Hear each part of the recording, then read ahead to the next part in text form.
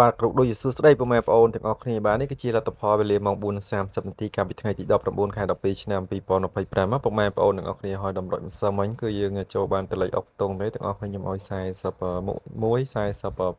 47ណោតចេញ48ពុកម៉ែបងប្អូនទាំងអស់គ្នាបាទអញ្ចឹងគឺចូលអុកតុង40ទេពុកម៉ែបងប្អូនបាទអត់ចង់ចូលលេខក្របទេនៅថ្ងៃទី19ម្សិលមិញចាំ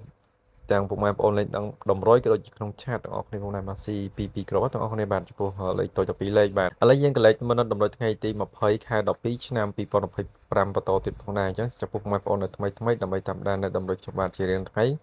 កុំភ្លេចចុចពាក្យ Subscribe ចុចជាវហើយ Comment លេខ168ចុចសញ្ញាមេដៃ Like ទាំងលើទាំងអស់គ្នាម្នាក់មួយផងពុកម៉ែបងប្អូនទាំងអស់គ្នាបាទលេខនៅថ្ងៃហ្នឹងគឺលេខអុកតុងគឺលេខខ្ទង់7ក៏ដូចជាខ្ទង់7ខ្ទង់30ទាំងអស់គ្នាបាទចិត្តគឺមានចំនួន2គ្រាប់បាទគឺមានលេខ73 75ពុកម៉ែបងប្អូនមកទាំងអស់គ្នាមក73 75រីឯខ្ទង់30វិញគឺមានលេខ35 38ពុកម៉ែបងប្អូនទាំងអស់គ្នាបាននៅថ្ងៃនេះលេខពោះលេខតូចលេខត្រឡប់ខ្ទង់7និង30មានដូចជាលេខ37 57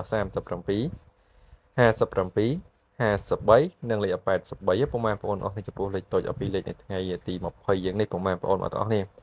ហើយលេខហ្នឹងគឺវាល្អខ្លាំងជាងគេគឺម៉ោង4:30នាទីល្ងាចបាទម៉ោង1អត់សូវល្អទេបាទ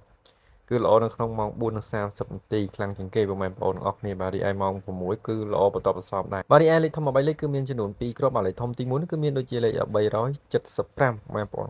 375បាទលេខនេះល្អបងប្អូនទាំងអស់គ្នាបាទពេលស្ដីខាងក្រោមម៉ោង1ម៉ោង4ក៏ជាម៉ោង7:30នាទីបាទគឺ375បាទគឺល្អជាងគេបាទ BCD បាទរីឯលេខធំបន្ទាប់គឺលេខ177ពុកម៉ែបងប្អូនគ្នា177ក៏ល្អដែរពុកម៉ែបងប្អូនអស់គ្នាបាទចំពោះលេខនៅថ្ងៃហ្នឹង3លេខពុកម៉ែបងប្អូនអស់គ្នាអញ្ចឹងសង្ឃឹមថាហេងទាំងអស់គ្នាផងដែរបាទអញ្ចឹងកុំភ្លេចចុចសញ្ញាមេដៃ Like ឡើងលើទាំងអស់គ្នាម្នាក់មួយផង